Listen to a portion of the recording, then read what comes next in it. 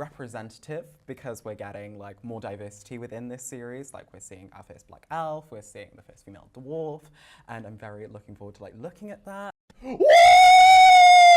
Yeah, baby! That's what I've been waiting for. That's what it's all about. Woo! So you're a fairly big creator. I'll be very, very generous here. 420,000 subscribers on YouTube, and you mostly cover lawn care and weed removal. But all of a sudden, out of the blue, you're asked onto some panel by someone you don't know to talk about insurance companies, despite the fact that you haven't ever discussed insurance or know anything about it at all yourself. Why are you on the panel? Turns out you are there for one reason. Both you and the organizer happen to like the same political figure, Ben Shapiro, and have the same political viewpoints, mostly revolving around the statement, facts don't care about your feelings. Concluding the analogy, and yes, maybe Ben Shapiro doesn't translate too well in this scenario, but should you be on this panel over someone else who talks about insurance on their channel instead of talking about weed removal like you? I've actually been pretty neutral about Amazon's upcoming Rings of Power series. Yes, I've criticized it, but I've also defended it even more than I've criticized it by quite a large factor, actually. My biggest controversy so far has been when I disagreed with some of what Nerdrotic said, literally defending the show. But now Amazon has collected 99% of the fans, raised a nice big hand, and gestured unkindly to them. But hey, don't worry, they are making the Harry Potter fans really happy, so you know, that counts for something in some world. But first, go down, like, and subscribe, or I will kick this puppy. Honestly, my channel's weak point is turning views into subs, so sharing, liking, and commenting really helps. Merch at 10K if you want to spend your money on some really rad clothes. I've made around 50 videos at this point about the show, plus 24 podcasts and a lot of discourse online. And as I've said on Twitter, I've only gotten a legal letter from Amazon and a nice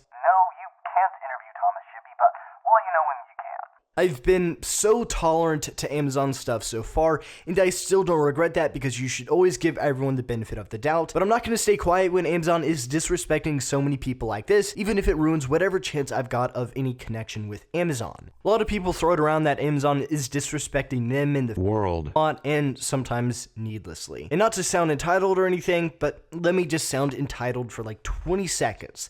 This is actually disrespecting the world. Though that's kind of a stupid term that I don't really like. I don't know why I'm using it in particular, but I feel personally attacked, which also sounds really stupid, but I think I actually have more reason to feel offended than anyone else, which also sounds really stupid, but just give me grace, just for a little bit. Oh, and quick interjection, I just want to thank these three awesome people for voting for Celebrimbor on Fellowship of Fans Super Bowl livestream that I was on too. Yes, another place where I devoted my time to the show, and was actually pretty positive, honestly. Mono, Kieran, and Morgan. If you see these people, let them know they're great, because here on TolkienTube we support Celebrimbor, not the Warrior Princess Galadriel or Gandalf the whatever. Probably killing my watch retention just saying this, but just always support Celebrimbor. It's gotta be our thing here, okay? So no, obviously none of Amazon's releases are directed at me in particular, but I do feel directly attacked, and thousands of others do as well. Just look at everyone spamming, evil cannot create, it can only corrupt what good forces have made.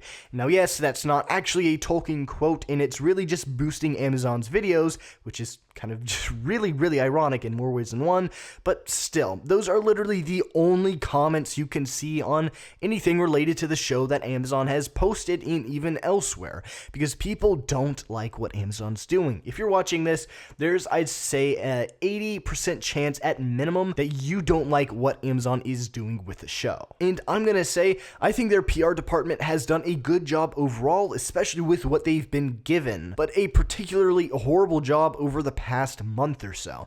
I've talked to one of their members a couple of years ago asking if I could interview Thomas Shippey, and they very politely said, no, it's not time yet, and they'll let me know when it is, which apparently it still isn't, despite the fact that the PR cycle started like 2 months ago or whatever. So either that and it's still not the time, or Amazon just doesn't like me for some reason. I wonder which one it is. And this is probably because I've said they shouldn't race change.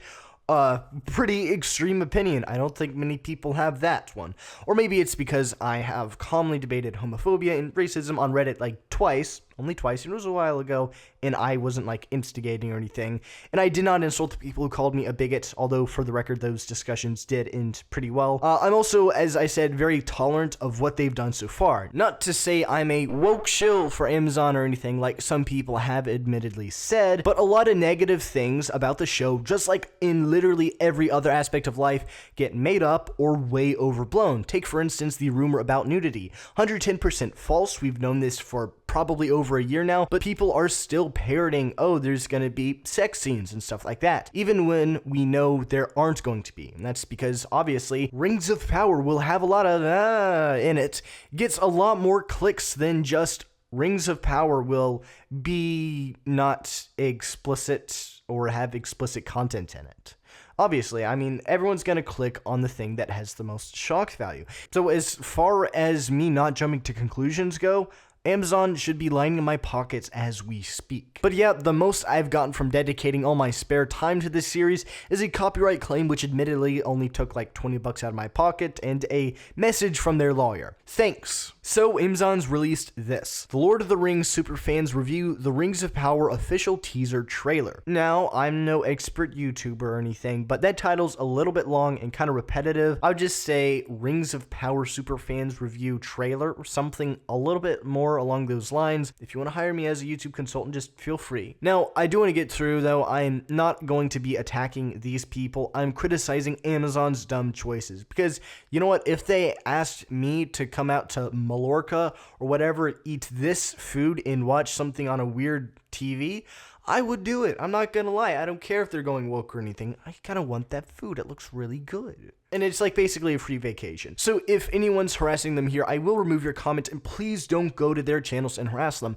even if they don't know what they're talking about and they're wrong about a lot of stuff. With that said, what are these people's reasons to be on the show or reviewing the show? This lady is a Harry Potter YouTuber. A Harry Potter YouTuber with Lord of the Rings stuff. It makes no sense. She sparsely releases short content from her TikTok account.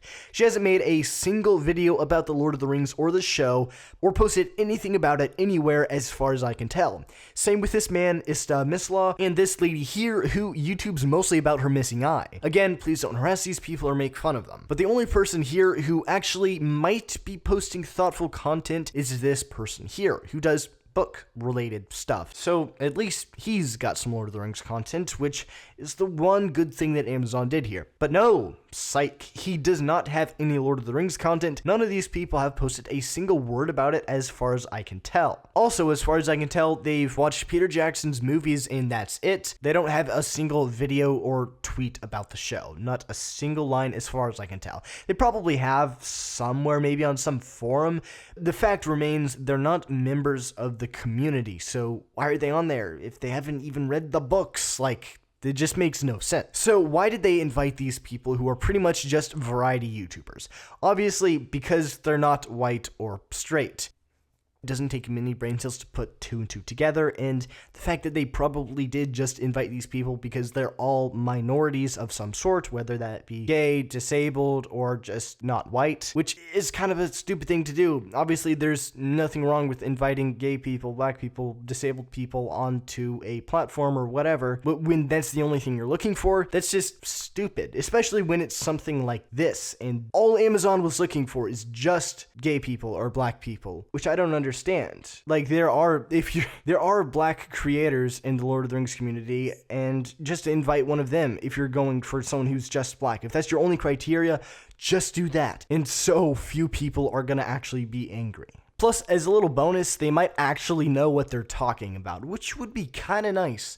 And, you know, I guess that's not really high on Amazon's priority right now. Invite someone like me who's been consistently covering the show for like 2 years now? No, go for people who probably haven't read the books and have no attachment to the series, only because they're gay and or non-white. Imagine what it would be like if they were exclusively looking for straight white men. That would be pretty abhorrently racist, and I do understand this may sound entitled in general, and I'm not demanding that Amazon invite me, not by any means, but for the sake of everyone, at least invite someone who's read the books. Don't just go for specific disabilities, skin color, and sexual preference. And honestly, you don't have to invite me. You have to invite someone who like knows what they're talking about at least a little bit. And it feels honestly really ridiculous that the first thing they talk about is diversity. Amazon knows the last thing 90% of people want is forced diversity, but they're still posting this. It's also worth saying though, they did actually unlist this, so they do know it was a dumb thing to publish.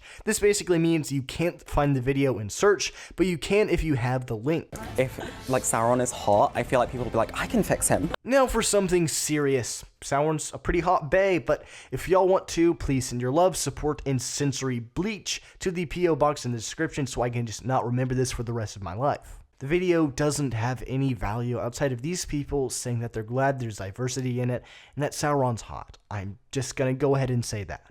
Now, diversity, especially on screen as an actor, means a lot to me because growing up, I hardly had that, you know, watching TV and watching a lot of films and stuff. Never saw people of my color. So it's exciting to see that, you know, diversity is being explored in the Rings of Power. Isn't it kind of racist if you can't enjoy something because it has protagonists of a different skin color? If I said, no, I don't like Corey X. Kinchin's content and I can't relate to it because he's black and I'm white, wouldn't hopefully everyone say I'm a racist and a bigot? You should identify with people based on the fact that they're people, not that they look like you. And again, this is just tone deaf. I'm very excited for it because Tolkien's work was always about being inclusive. I mean, we see it through the Fellowship, like a bunch of people from different backgrounds coming together in order to face a common enemy, being Sauron. Yeah, a bunch of different backgrounds, but this does not apply to modern diversity. If it did, then there would be gay, black, and Asian people in the Fellowship. And yes, the characters are a lot different and have different backgrounds.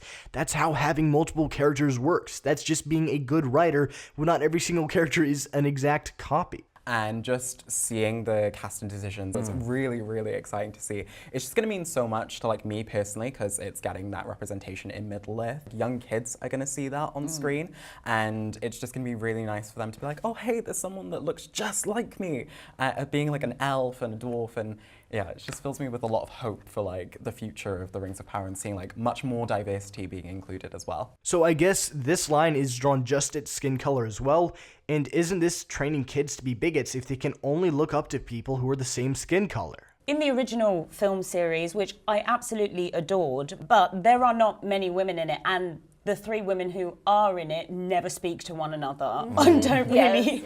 So it will be so cool to be able to see more female representation, to maybe see them actually interact with one another. Very excited to see it. To play devil's advocate, she's not totally wrong when it comes to the Second Age. They're going to have to make up female characters because there's basically just Galadriel and that's it. Yeah, there's a couple others, but Galadriel's like really the only big one in there. But are they watching this for a story or just to see representation? Because that's what they say they're really excited for. They don't mention a single event that actually happens in the show in this that they're excited for. They just say, I'm excited to see representation, which doesn't make sense because even if you do like it in a show, it shouldn't be the only thing you're looking for in a show. Instead, shouldn't you just like actually help minorities or something like that? That would make a lot more sense if you were donating money or time to charities or something like that. Or go donate to people in Ukraine or something like that. Do something more worth your time if all you're going for is to seemingly help out minorities or something like that, which this isn't even doing. And another good question is, what is Amazon making it for? A good story or just for representation? Like Sauron basically like helps forge the rings, and so I think they start making like some initial rings that like don't have much power, so. Ooh, now that was deep. And again, there's nothing wrong with not having read the books, but I'm sorry, why are you discussing the show? I just want to know why they were fighting. Who's fighting? Why are they fighting? Literally. Where are we? Who are they? What's going on? In the original Lord of the Rings, the Fellowship of the Ring, we saw Sauron battling, you know, the armies and...